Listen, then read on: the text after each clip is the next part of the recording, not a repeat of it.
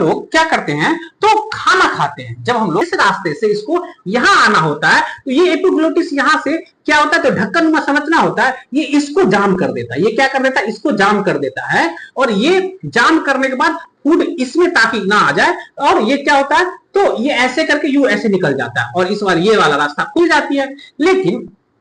जब कोई खाना खा रहे होते हैं और कहीं और ध्यान लगा रहे थे, मतलब एक समय पे हम दो काम कर रहे होते हैं, तो ब्रेन हमारा कंफ्यूज आ जाता है कि हम कौन सा काम कर रहे हैं। अब उसको ब्रेन को सिग्नल देना पड़ता है कि भैया ये काम कर रहे हैं, उसको बताना पड़ता है कि हम सांस ले रहे हैं, हम खा रहे हैं, है ना, उसको बताना पड़ता है, तो वो आपको हर एक चीजों को कंट्रोल कर लेता है। लेकिन जब आप कहीं पे खोए रहते हैं, किसी चीजों को याद करते रहते हैं और याद करते रहते खाते रहते, याद करते रहते खाते रहते, तो आपका ब्रेन तो वहां पे है ना, जिस चीजों को आप याद कर रहे हैं उस पे है, तो अब खा भी रहे तो वो चीजें समझ नहीं पाता, ब्रेन समझ नहीं पाता है कि मैं इस एपिग्लोटिस को कहां रखूं, इधर रखूं या इधर रखूं, इधर रखूं या इधर रखूं, तो ये कंफ्यूज हो जाता है। तो ऐसे चल जा, जहां रखना जा। अग्र हो गया भाई,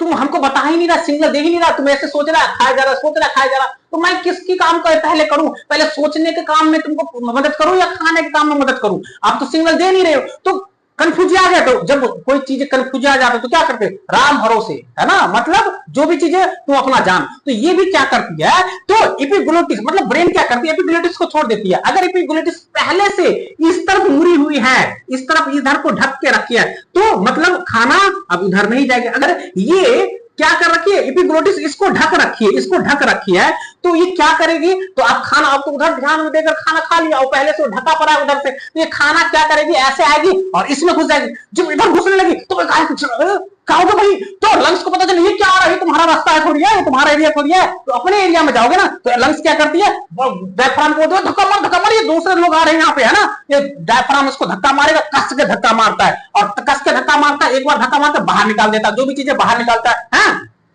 फिर अकेले नहीं, ये सबको बोलता है, ओ भाई ओ अकेले से नहीं हो रहा, बहुत सारे लोग आ रहे थे, हमला बोल रहा था, सब मिलकर धक्का मारो, तो सब मिलकर धक्का मारता, बार बार धक्का मारते रहता है, बार बार धक्का मारते रहता है, और जो फुड्स आ रही होती है उसको बाहर निकाल देता है ना। तो इस तरह से हमको बार बार हिचकी आती है, तो हम क्या करते हैं, तो आप जब हिचकी आता है तो आपको क्या कहते हैं, आप लोग कहते हैं कि कोई याद कर रहा है, कोई नहीं याद कर रहे, आप याद कर रहे होते हैं, तभी तो वो चीज आती है। नहीं तो हम लोग उल्टा कहावत क्या बना देते, उल्टा कि कोई हमको याद कर रहा है। अरे भैया आप याद कर रहे थे उसको, तभी तो हिचकी आई। अगर नहीं आप प्रॉपर एक काम पे ध्यान रखते हैं तो